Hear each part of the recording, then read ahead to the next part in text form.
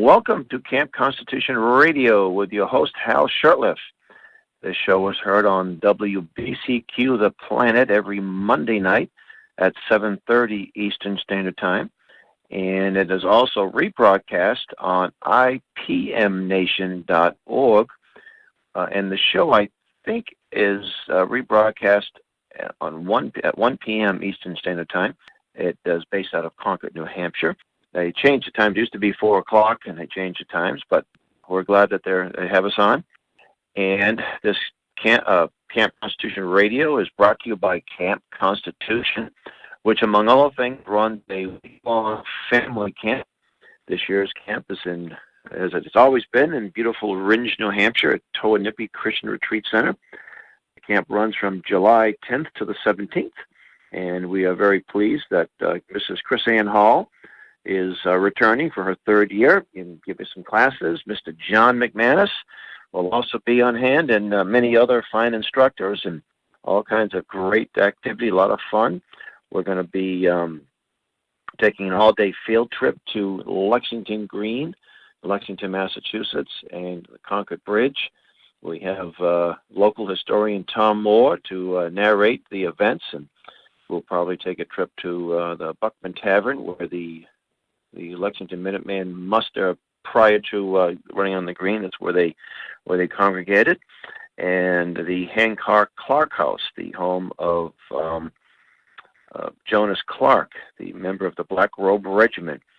You can find out about our camp on campconstitution.net, the website.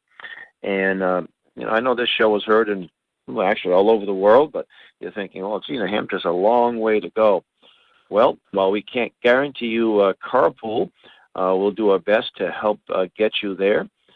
We can pick people up at train stations and airports and bus stations, and we have folks coming from the Midwest and from the South. Some cases they drive, and so we can look at carpool opportunities for that as well.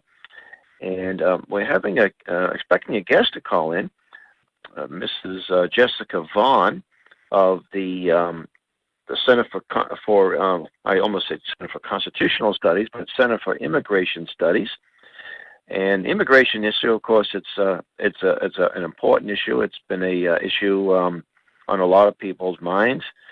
I think our candidate from Florida, the U.S. Senator, who did not just recently dropped out of the campaign. He was one of the members of the Gang of Eight. I don't think that helped his cause any. The Gang of Eight were U.S. senators that supported open borders and immigration policies, and I think that really hurt his Marco Rubio, and I know that hurt his chances, as it should be, among patriots and pro-Americans. And anyway, and I've got a friend of mine, and I respect his opinion on many issues. But he's recently embraced this sort of an open borders idea, and I think it's sort of this libertarian philosophy. And while I agree with a lot of libertarian principles and beliefs, this particular open borders is really unsustainable. And if you just simply do the thinking, you'd say, well, how can a nation stay a nation and be sovereign if we don't have any control over our borders?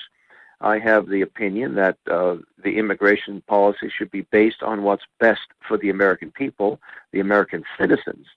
If we need so many engineers or doctors or laborers or what have you, then the policy should be based on that. A policy shouldn't be based on some type of open door, everybody welcome, we don't care who you are, come on in.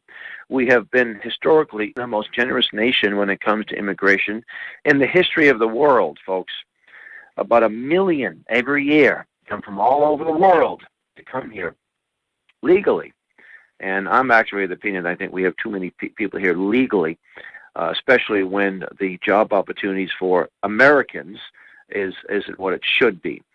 And this idea that, well, there are jobs that Americans won't do, I don't believe that, because I travel around the region and I see lots of people, young people working in restaurants and sweeping and doing house cleaning and these alleged jobs that Americans don't do. I get up to Arista County, of course, where the radio station's based, and I actually see migrant workers from Mexico, all the way from Mexico, picking potatoes and other crops. And I'm thinking, why is it so difficult? I mean, there's unemployment. People are moving out of the county, Arista County, when there's opportunities here. I mean, when I was growing up in Boston, in the city, if you said, gee, Hal, you have a chance for a couple of weeks to work picking apples or come up to Maine for a couple of weeks, I would have looked forward to that. I would have been excited about that. So I can't imagine that from Mexico all the way to Maine, and you have to house these migrant workers and pay them. They don't probably get paid a whole lot. You think it'd be a little less expensive simply to hire some young people or middle-aged people or semi-retired people, or what have you, right from the communities. Anyway, I think our guest is on the line. Jessica, is that you? Yes, it is. Good evening. Good evening. I'm so honored to have you on. Let me read your bio from your website. Jessica Vaughn serves as Director of Policy Studies for the Center for Immigration Studies, a Washington, D.C.-based research institute that examines the impact of immigration on American society and educates policymakers and opinion leaders on immigration issues. She has been with the center since 1992. That's quite a stretch there, a long time. And her area of expertise is immigration, policy, and operations, covering topics such as visa programs, immigration benefits, and immigration law enforcement. Ms. Vaughn recently completed several major projects on immigration and crime, including a Department of Justice-funded project studying the use of immigration law enforcement and transnational gang suppression efforts. In addition, she is an instructor for senior law enforcement officer training seminars at Northwestern University Center for Public Safety in Illinois. Boy, do you have time for anything else, it looks like? Prior to joining the center, Mrs. Vaughn was a Foreign Service officer with the State Department, where she served in Belgium and Trinidad and Tobago. That's kind of too interesting. What a contrast there. Her articles have appeared in the Washington Post, Boston Globe, Boo Hiss, when it comes to Boston Globe. I'm surprised they'd run your things. The Economist, in the National Interest, Providence Journal, Hartford Courant, Arizona Republic, and other publications. And it can be found at www.cis.org. That's the Center for Immigration Studies. She has testified before Congress several times and advises state lawmakers and agencies on immigration issues. She is frequently cited in news media reports on immigration and has appeared on NPR, CNN, MSNBC, Fox News, and PBS's NewsHour with Jim Lair. Mrs. Vaughn has a master's degree from Georgetown University and earned her bachelor's degree in international studies at Washington College of Maryland. Well, welcome to Camp Constitution Radio. And thank you. Glad to be here. I wanted to address this issue, which has been coming up recently. And libertarians, and I love them. I love a lot of what they stand for, but I think more than a few of them have embraced this idea of open borders. And one of them, who's a friend of mine, recently said that it was always the states that handled immigration laws, and that naturalization under Article 1 of the Section 8 of the Constitution doesn't really mean immigration. Could you give me a little sort of a history of our immigration laws and policy? Sort of clear up that misconception. I don't agree with that. It's clear that the founders recognized that it would not do to have, at that time, 13 different immigration policies, nor today could we manage with 50 different immigration policies. It's just simply not something that lends itself to state control, because the states can't control who goes back and forth between the borders of the states, and it is a federal matter. I mean, we're talking about people coming into the United States and becoming citizens, and that has to be defined and managed by the federal government. So this is clearly something that is a federal matter. And it's always been that subject. Now, I know that people may have come into the Port of Boston or the Port of New York and so forth, but it was always under the federal, in other words, Congress always had that power to deal with immigration or naturalization. That's right, and it is. You're correct to point out that it is Congress, not just the federal government, That's right. that the founders wanted to give control of immigration policy to. It is it's called plenary power, and immigration law is what Congress says it is, and the executive branch's responsibility is to execute faithfully the immigration laws that Congress enacts.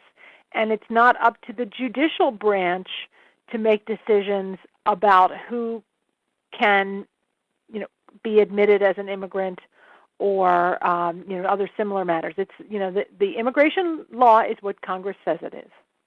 And also when it comes to refugee status, and of course I sympathize, and I think you do, and most good Americans sympathize with the plight of refugees, but there's certain qualifications. Just because you may have been a revolution in your country and you're now claiming refugee status, but you may not be someone we want in this country.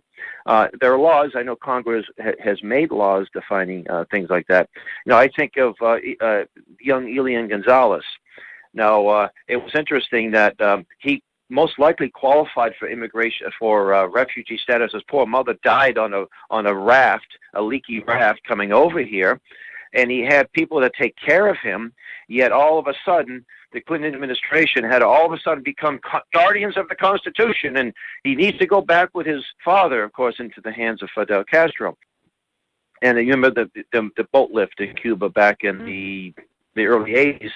Where I think it was the Secretary of State, Alexander Haig, said that he would like to see these people put back on an expendable vessel back to Cuba. But oh my, I don't remember that quote. But they don't remember that. Yeah, that was a little politically incorrect, I think. Tell us about your organization and the important work it does. And I know you speak, you travel around the country. Other than that impressive resume, I happen to hear you speak at a Tea Party gathering in Northborough, Massachusetts, where you're sort of a regular. And you live in the Boston area or Massachusetts? I do. I live in Franklin, Massachusetts. Okay. That's where my daughter goes to school, Dean College. Yeah. Yes. Yeah. It's a great place, and the Center for Immigration Studies is based in Washington, D.C., and we have most of our staff there because that's where immigration policy is made. So that's where we are, and where most other similar think tanks are located. And we put out reports, and we speak to groups, and we talk to the media, and we work with lawmakers both at the federal level and the state level. And our mission is to educate the public and lawmakers about the implications of immigration policy and what the effects of immigration policy are on the United States of America, with the perspective of trying to inform a policy that puts the national interest as the top priority rather than special interests. I mean, immigration policy ought to be good for our country, not just for immigrants, not just for the people who want to hire them. That's, not just for people who want to bring in family members, but it's supposed to advance our national interest. You would think that, in other words, the Congress, they take an oath to defend the Constitution, and yes, under the Constitution, they can go out and they can let 100 million people in tomorrow if they voted for it and the president signed it in law, and I'm sure he would. But the basis should be what's in the best interest for the American people in the nation at large. Will it benefit the American people? That should be the very first question. Not would it benefit Syria, not would it benefit Mexico or the international community, but should it benefit the United States of America as a sovereign nation? That should be the very first issue. Now, Donald Trump, running for president, said something about Muslims, and he said that he would put a moratorium on that. What is your organization's position on that? Well, we don't think that that's exactly the right way to go about it, that to try to bar people based on their religion it's not practical, and it probably wouldn't be as effective as we would want it to be. What we definitely need to do a better job of screening, but we think that screening should be focused on keeping out people who are a threat for terrorism, for national security, and that's going to be more, there are other ways to address that other than simply barring all people of a particular religion. Because there are Muslims who come from parts of the world that are not associated with terrorism as much. Yes. And, people would, I can't tell a Muslim by looking at them. If, if we based it on religion, that's something that people could lie about. Wear the trappings of other religions to try to deceive people. I mean, we just think that there are better ways to go about it, that would not be the most effective way. We definitely need to do a lot better job of screening people, though. Now, with respect to refugees, we think that right now we simply shouldn't be taking any refugees from Syria at all because of the difficulty in screening them. Now, what about a nation that has been identified by the State Department as an official sponsor of terrorism? For example, I think Libya. I don't know if it's still on that, but it was for a while. And then, it's people who are citizens in good standing in these countries would not be allowed to immigrate here. Has that been a policy of this country? No, we do not bar all individuals from any particular country, but we do, right now, we don't do enough to try to screen out potential threats coming from those countries. I think right now our admissions policies are far too generous, particularly with respect to some of these countries associated with terrorism. And the most recent example of that is the terrorist attack in San Bernardino, California, where we gave very little screening to a guy who was associated with terror plots in the United States already and wanted to apply for his wife to come in on a fiancé visa. And there was very little screening done of her, too. I mean, it's clear that we need to screen not only the people who are applying, but also the people who are trying to sponsor them, and that if they had made a little bit more effort, there might very well have been clues that were uncovered that showed what a risk it would have been to allow these people in. But, under Obama administration policies, officers were not allowed to look at social media. They don't screen the sponsors. They don't do full background checks. And their mission is, as it is explained to them by policy, is to make it as easy as possible for new immigrants to go through the process and get here. They don't want to do anything in that processing that would slow it down too much. And security has been less of a priority than admitting people. Now, on the subject of illegal immigration, what are the current numbers? Now, I've been hearing that there's fewer illegals over the last few years. So what are the numbers of illegals currently in the United States? It's right around 12 million.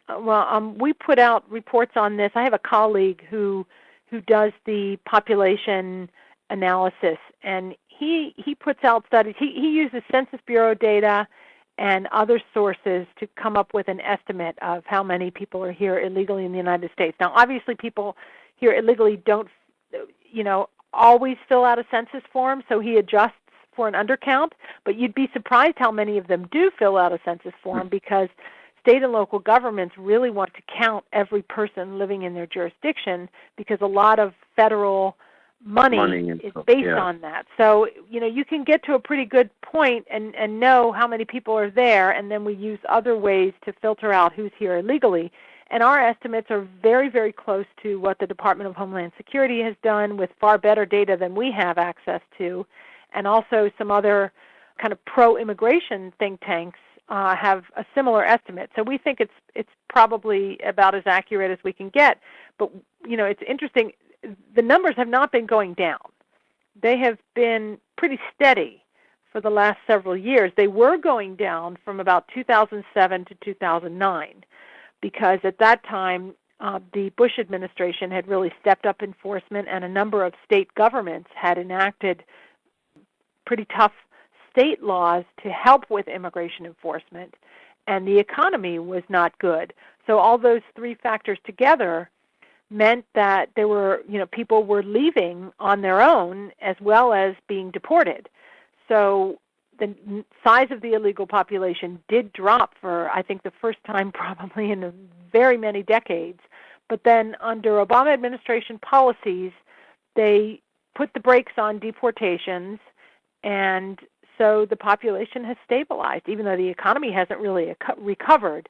But there aren't very many people who are trying to go home on their own who feel any threat of deportation or, like there's any reason for them to go home, because they can live here as if they're legal. And they'll be pretty much unmolested. They won't be troubled by ICE or any enforcement. Now, about 25 years... the president himself has said that unless they are convicted of a very serious crime, he doesn't want to deport them.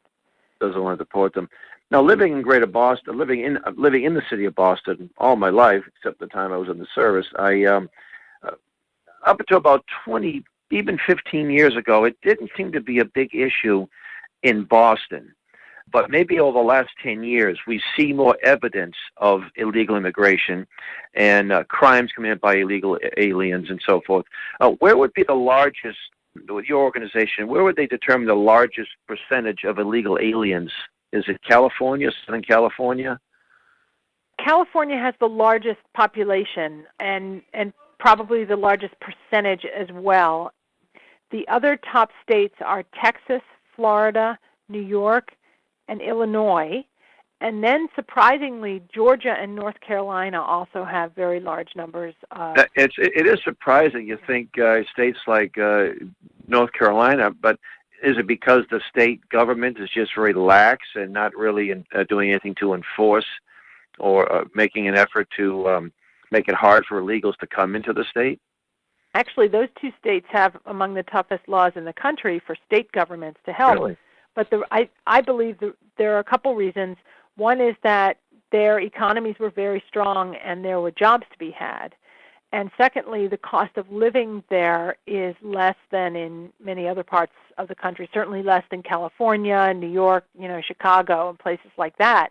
So they can live very, economically. And the climate's a little bit better than it is in Illinois or New York as well, too. So. Well, I kind of like winter, but some people might say, if you're from Central America or Mexico, you might think that it's more hospitable. You don't like it. Yeah, the idea of winter is it gets to be 60 degrees, Right. So I guess there's lots of problems with illegal immigration, the infrastructure, the cost. But there's also the high cost of the crime that many illegals are committing. The very fact that they're here is a federal crime, but we're talking about violent crime. Do you have statistics about how many illegals are murdering people, raping, and they serious crimes like this? Well, that's a very good question. We do know from federal statistics that there are about 2 million criminal aliens now living in the United States, now inside the United States. That's a disproportionate number of the population of illegal aliens, isn't it? Well, it isn't really. I have found through a lot of research on this question that illegal aliens, despite the fact that you correctly point out that it is a crime for them to have come here illegally and to stay here illegally, but they don't commit other types of crime any more or less than anyone else. But the problem is that they're associated with certain types of crimes, and so that causes problems. Most of the growth in criminal gang activity in the United States has come through gangs that have a lot of illegal aliens as members, and that's gotten worse with the influx of Central American young people in the last couple of years. I mean, we saw in Boston just a few weeks ago, they arrested about 56 members of a very brutal street gang, MS-13, and I understand that they were all non-citizens, and some of them were recent illegal arrivals. But it is a public safety problem. I mean, the fact that illegal immigration increases the number of criminals, even if it's the same proportion as crime among natives, it means there's more criminals here than they should be, and anybody is potentially subject to deportation if they're here illegally, but the criminals ought to be the top priority, and there have been some very tragic incidents lately that have resulted specifically because of obstructing immigration enforcement, whether it's by the Obama administration or by a sanctuary jurisdiction. So it's something that we can't ignore. Crime is not a job Americans won't do. There's no reason to let people who are here illegally and committing other crimes stay here. They should be, they should get a front seat on the deportation transportation out of the country. I'm glad you brought up the sanctuary city issue because now how many of these so-called sanctuary cities are there in the United States offhand? There are, at last count, there were more than 300. 300? Yes, at one point there were 340, according to the Department of Homeland Security.